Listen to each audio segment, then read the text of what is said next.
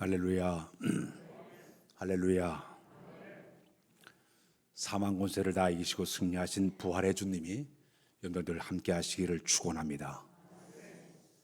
우리 기독교는 부활 신앙을 굳게 믿고 또 부활 신앙을 입술로 고백을 하고 또 부활의 주님을 열심히 증거하는 종교가 우리 기독교입니다. 이 부활 신앙은 우리 기독교 신앙의 기초가 되고 있어요. 근거가 되고 있습니다. 사도 바울이 그런 얘기했습니다. 만일 예수님의 부활이 없었다면 우리의 믿음이 헛것이 될 수밖에 없다. 그런 고백을 했어요. 오늘 고린도서 15장 14절에 보게 되면 우리 읽겠습니다. 시작. 그리스도께서 만일 다시 살아나지 못하셨으면 우리가 전파하는 것도 헛것이요 또 너희의 믿음도 헛것이며, 만일 우리 예수님께서 부활하지 않았다고 하면은 우리의 믿음이 헛것이고 우리가 증거니 전파되는 모든 복음도 헛것이라고 그렇게 이야기를 하고 있습니다. 심지어 오늘 본문에도 그런 얘기가 있지만은 우리가 여전히 죄 가운데, 예수님의 부활이 없으면 여전히 죄 가운데 있을 것이고, 만일 예수님의 부활이 없었다고 하면 우리 죽은 자들이 다 망하였다, 이렇게 표현을 하고 있습니다. 전에 프랑스의 야심찬 한 사람이 자기가 가만히 보니까 이 기독교를 믿는 사람들이 전 세계 수억 명이 되는 것을 알게 되었습니다. 자기도 예수님처럼 종교를 만들고 싶은 그런 마음을 갖게 되었습니다. 그래서 한 유명한 성직자 목사님을 찾아가서 진심을 가지고 질문을 했습니다. 목사님, 저도 예수님처럼 종교를 하나 만들고 싶습니다. 그랬습니다. 그때 목사님이 그래요? 한 가지 좋은 방법이 하나가 있습니다. 그래요? 가르쳐 주세요. 당신이 많은 사람들이 보는 앞에서 십자가에 죽으십시오. 그 다음에 3일 만에 부활하십시오. 그러면 기독교와 같이 위대한 종교를 만들 수가 있습니다. 그랬어요. 그때 이 말들은 그 사람이 이 기독교와 같은 종교를 도저히 만들 수 없다는 것을 깨닫고 포기하고 집으로 돌아갔던 그런 이야기가 있습니다. 우리 기독교와 다른 종교가 차이점이 있습니다. 다른 종교는 어떤 그 모습을 가지고 있을까요? 첫 번째, 우리가 잘 아는 유교를 여러분들이 잘 알고 있는데, 유교를 만든 사람은 공자예요. 이 공자는 BC 551년도에 탄생을 해서 저 중국의 고향 산둔성에서 그가 태어나게 되었습니다. 그는 인을 중심으로 해서 한 유교를 창시하게 되었죠. 그때가 그 72세에 그가 세상을 떠났습니다. 그가 세상을 떠난 다음에 그의 무덤을 만들어냈는데 30번 정도 개축을 해서 이 중국의 산두에 커다란 무덤을 만들어냈습니다. 그 옆에 기념관을 세워놨는데 가로가 54m, 세로가 34m, 높이가 32m, 아주 거대한 그런 그 기념관을 만들어놓고 그 무덤 속에 있는 그 사람들에게 알리면서 많은 사람들이 그 공자의 묘를 찾아가서 경배하게끔 그렇게 만들어 놓았습니다. 이 공자는 무덤을 자랑하고 있어요. 두 번째는 이슬람교도를 창시한 사람이 마호메트라는 사람입니다. 이 사람은 BC 572년도에 그가 태어나서 동굴 안에 들어가서 명상을 하다가 자칭 알라신의 계시를 받았다고 이야기합니다. 그러면서 그가 이슬람교도를 창시했습니다. 그러다 그는 622년도에 6월 8일 날 건강이 약해져서 마침내 쓸쓸히 세상을 떠나게 되었습니다. 그가 세상을 떠난 다음에 저 사우디아라비아 메카에 가게 되면 그의 무덤이 있습니다. 좀 전에 그림이 좀 크게 좀 보였었는데, 무덤에다 커다랗게 만들어 놓고 전 세계 해교도 사람들이 이곳에 와서 일생 죽기 전에 한번 여기 순례하는 것이 그들의 꿈이에요. 찾아가서 그들이 그 무덤을 갖다가 경배하고 순례하는 그런 일이 벌어지게 되었죠. 세 번째, 우리가 잘 아는 이 불교를 보게 되면 석가모니가 있습니다. 이 석가모니는 BC 563년도 히말라야 산맥 남쪽 자국 왕국인 카필라국 룸비오에서 이 사람이 태어나게 되었습니다. 이분이 석가족의 정만왕의 아들로 태어나서 원래 이름이 고마다 시달 타이고라는 이름을 가지고 있습니다. 이 석가모니는 이 말의 뜻은 석가족의 성인이 되었다는 그런 뜻을 가지고 있습니다. 이 석가모니는 29살에 출가를 해서 50년 동안 열심히 수행을 하며 살게 되었습니다. 제자들을 가르치고 그러다가 80세에 인도에 있는 구사 가르가스 길가에 서 있는 두 나무 사이에서 누워서 자기 제자 아만다 다이가 지켜보는 가운데 이런 말을 남기고 세상을 떠났습니다. 누구를 추종하지 말고 스스로 등불로 삼으라. 그리고 그가 세상을 떠나게 되었습니다. 그가 이제 세상을 떠나게 되자 그의 유해를 화장을 했습니다. 화장을 했더니 그 몸에서 사리가 나오게 되었죠. 그 사리가 나온 것을 갖다가 팔등분해서 8개국에다 그 사리를 보내게 되었습니다. 그 사리를 받은 그 나라에서는 거기다 탑을 세워놓고 많은 사람들이 거기 가서 그의 사리 앞에 가서 경배를 하게 되었습니다. 그리고 우리나라에도 이 세 가지가 들어와서 최초로 봉안된 5개의 절에다가 보냈더니 그 절도 사람들이 찾아와서 그 사리를 보려고 사람들이 그렇게 애를 쓰는 것을 보게 되었습니다. 이 석가모니도 인간이기 때문에 죽음을 극복하지 못하고 세상을 떠났어요. 그의 화장을 통해서 사리밖에 남아있지를 않아요. 사람들은 그 사리를 가지고 사람들이 경배하고 숭배하고 찾아가고 그들이 그렇게 하고 있습니다. 그렇다면 우리 기독교는 어떤 그 종교입니까? 우리 예수님이 이 땅에 오셔서 33년의 짧은 인생을 사신 분이십니다. 그러나 우리 예수님은 인간의 모든 죄를 한 몸에 다 담당하시고 저 십자가의 모든 고통을 다 당하시고 마침내 세상을 떠나실 때 다 이루었다 그리고 세상을 떠나게 됩니다. 이 다 이루었다는 이 말의 의미는 내가 이 세상에 온 목적, 모든 인류를 대속하기 위해서 온 이 목적을 이제 다 이루고 내가 세상을 떠난다. 그리고 세상을 떠나게 됩니다. 돌아가신 지 3일 만에 우리 예수님께서는 무덤을 깨뜨리시고 부활하시게 됩니다. 다시 살아나시게 돼요.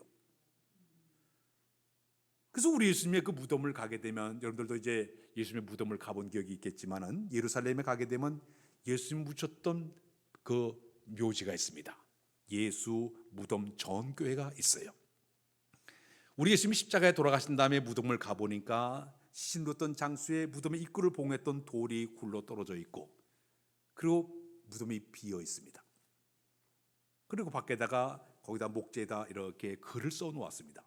He is not here for a season. 그는 살았기 때문에 이곳에 계시지 않습니다. 글을 써 놓았습니다. 우리 기독교는 엄청난 화려한 무덤이나 웅장한 무덤, 기념관을 잘하는 것이 아니라 비어있는 무덤, 예수님 무덤에 갇힌 분이 아니라 무덤을 깨도 다 살아나셔서 하늘로 승천하셔서 하나님 보좌 우편에 계신 그 주님을 믿는 것이 우리 종교가 되는 줄로 믿습니다. 우리는 죽은 신을 믿는 것이 아니에요. 죽은 사람을 숭배하는 종교가 아니에요. 빈 무덤을 자랑하는 종교가 우리 기독교인 줄로 믿습니다.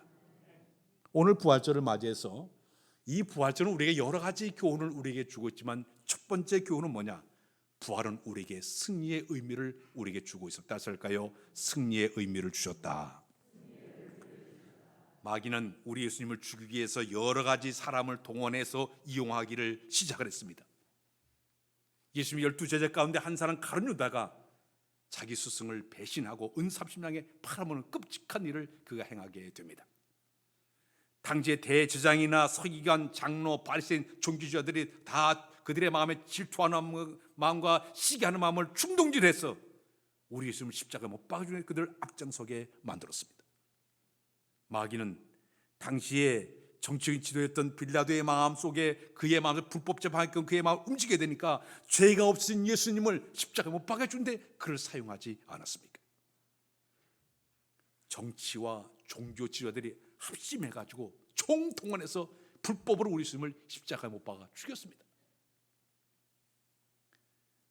그 당시 예수님이 십자가에 돌아가실 때 이 사람들은 마치 승리한 것처럼 자축을 하고 축배를 들고 의기양양하기를 시작을 했습니다.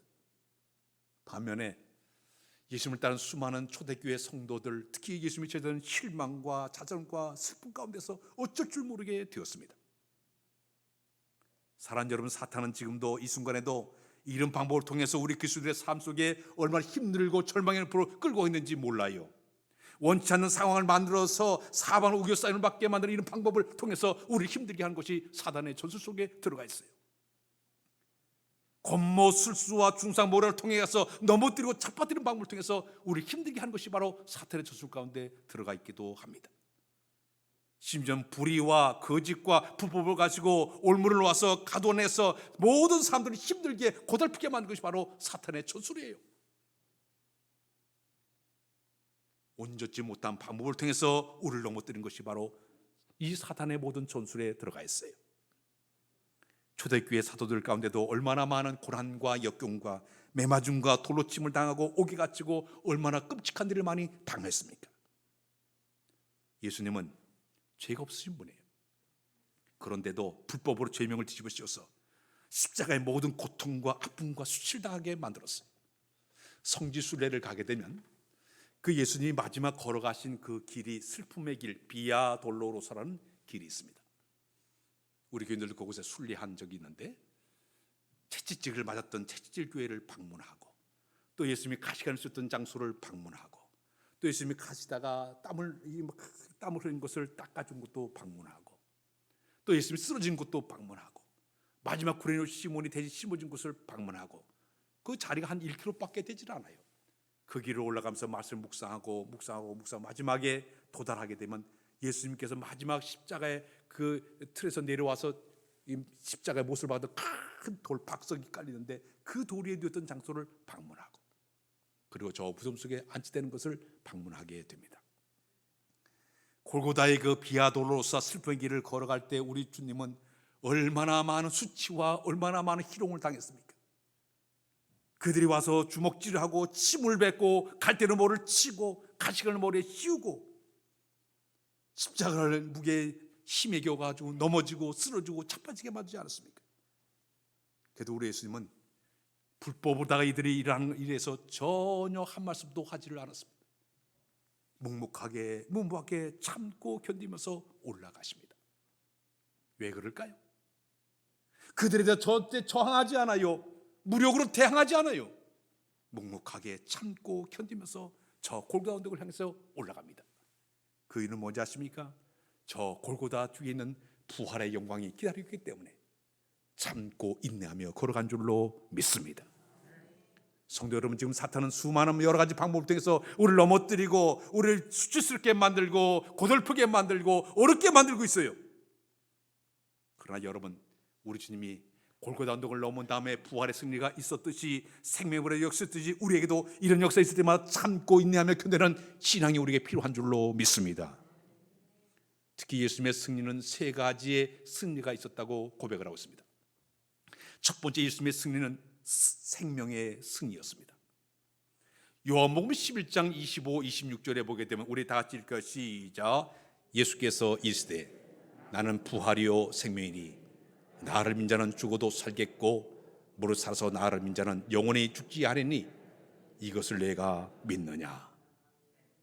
우리 예수님은 온갖 수치와 여러 가지 침뱉음과 여러 가지 희롱을 당하고 죽음을 당했지만은 예수님 안에는 육체적으로 볼 때는 고난을 당하고 있지만 그 안은 예수 생명이 그 안에 들어있었습니다. 생명이 들어있었어요.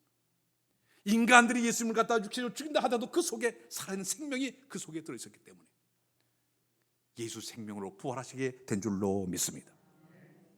겨울철이 되게 되면 요즘 봄이니까 씨앗들이 다 죽은 줄 알았어요.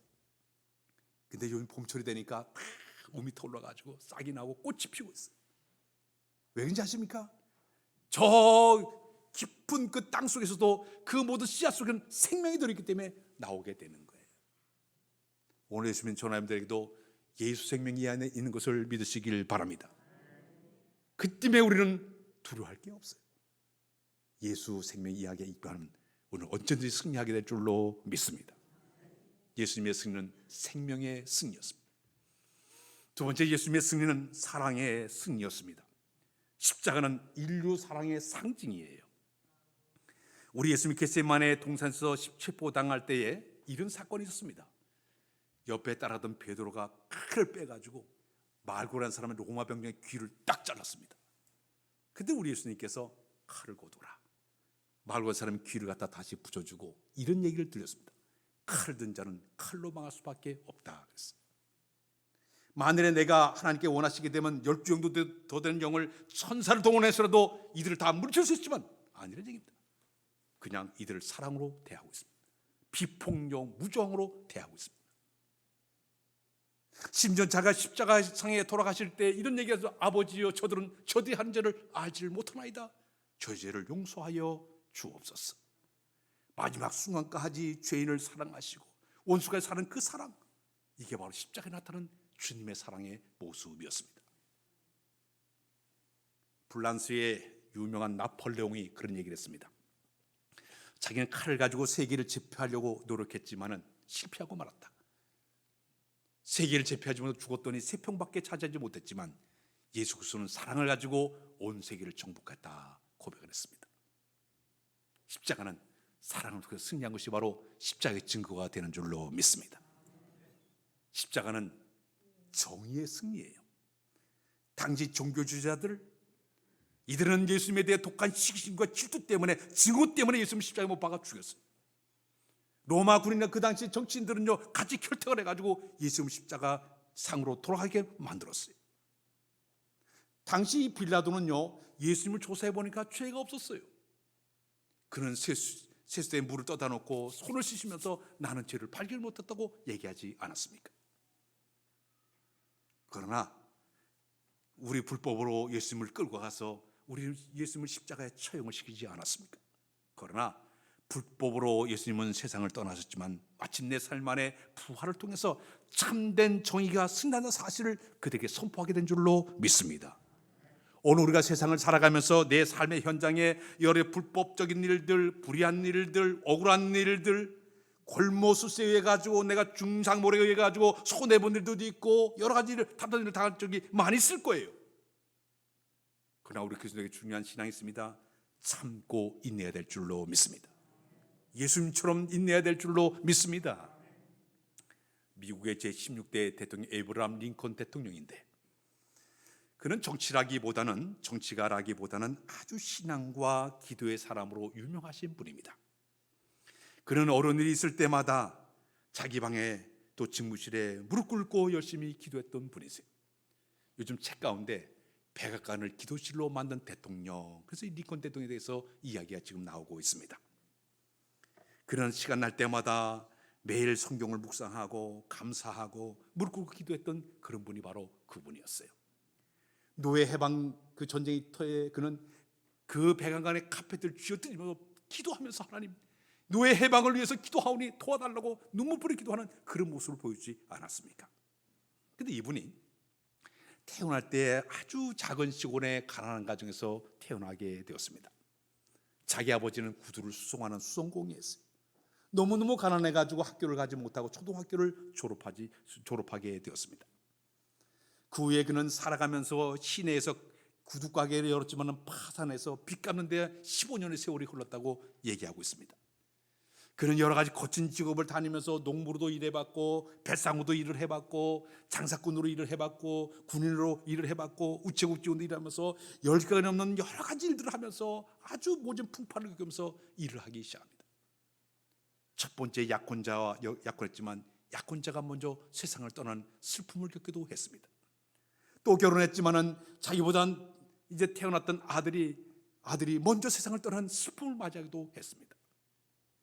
젊은 시절 변호사 시절에 그는 주위에 나갔다가 주위의 의원으로 나갔지만 거기서 떨어지고 말았습니다. 다시 하원으로 나갔다가 거기서 또 떨어지고 말았습니다. 자꾸 무슨 할 때마다 실패를 반복하고 있어요. 그때 주변 사람들이 아마 저 사람 자살할 거야, 다 그렇게 생각을 했습니다. 그의 자서전에 보면 이런 얘기를 하고 있습니다. 나는 지금 이 세상에서 가장 비참한 인생을 살고 있다. 나는 재기할 수도 없다. 인생의 막다른 골목에 서 있다. 그런 중 내가 성경을 읽고서 부활의 주님을 만나 뵙고, 부활의 주님이 늘 자신과 함께 있는 사실을 내가 마음에 굳게 믿고 다시 재기하기로 마음을 얻었다.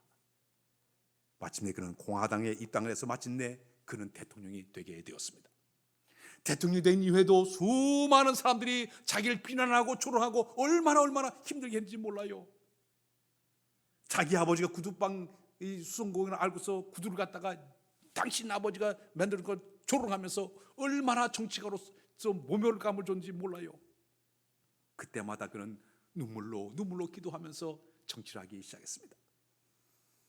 그가 57세 세상을 떠났지만, 젊은 나이 세상을 떠났지만은 그는 떠나기 직전까지 교회 생활을 열심히 했습니다. 대통령으로서 교회 생활을 잘했는데, 대통령 시절에 그가 늘 갔던 교회가 뉴욕에 있는 에비뉴 교회를 그가 다니게 되었습니다.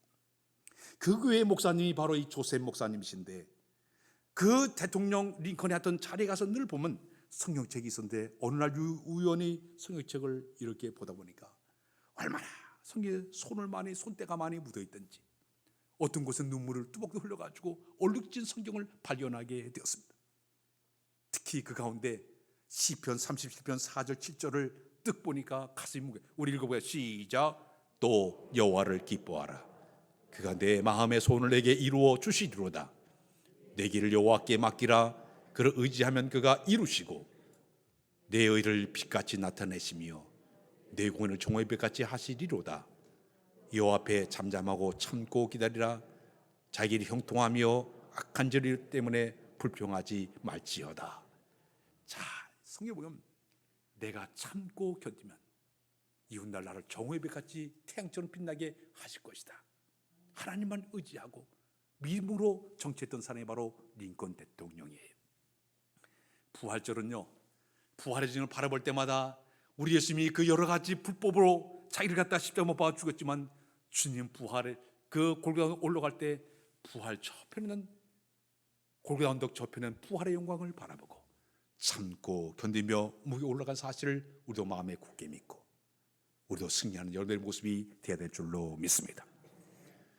부활절은 우리에게 큰 소망을 우리에게 선물로 주셨습니다. 우리 예수 믿는 사람들은 예수 믿고 나서 큰 소망을 품었는데, 오늘 본문 20절에 이런 말씀이 있습니다. 우리 다 같이 읽겠습니다. 시작. 그러나 이제 그리스도의 죽은 자 가운데서 다시 살아나사 잠자는 자들의 첫 열매가 되셨도다.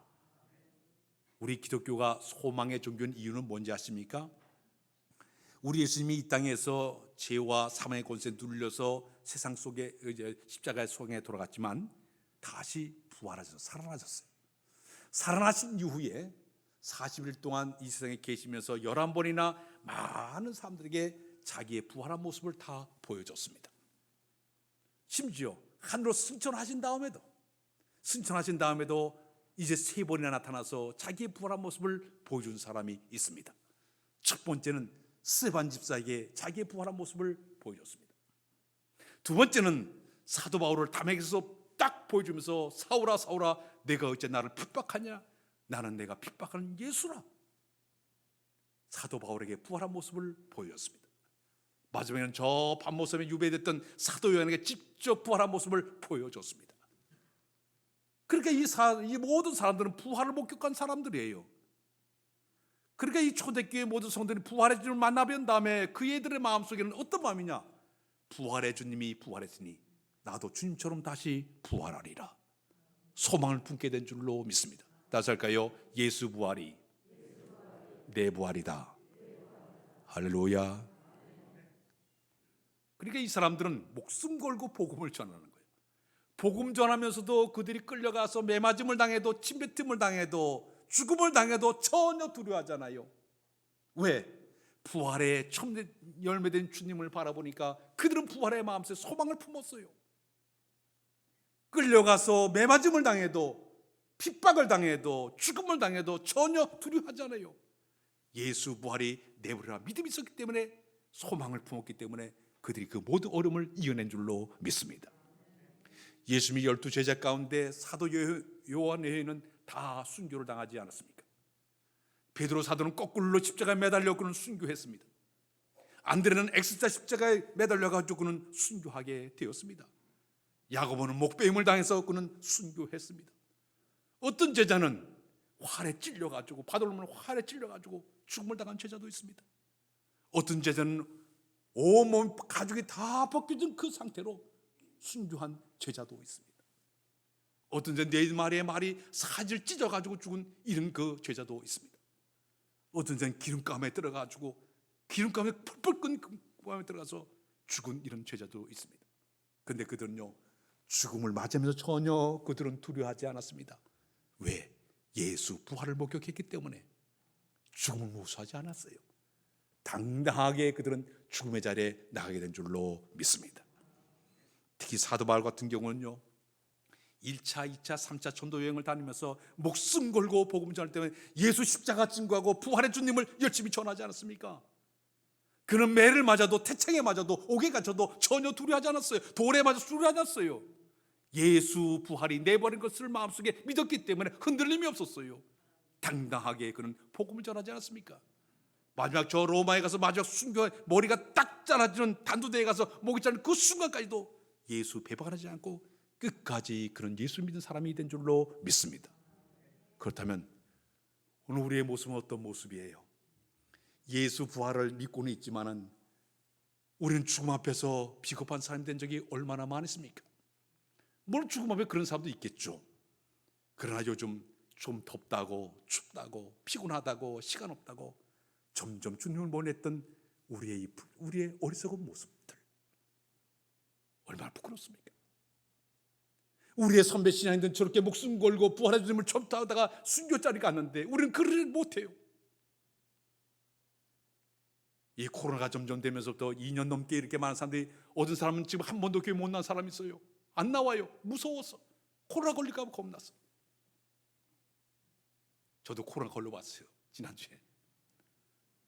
기침이 나오고 힘들고 다 그런 과정이 있어요.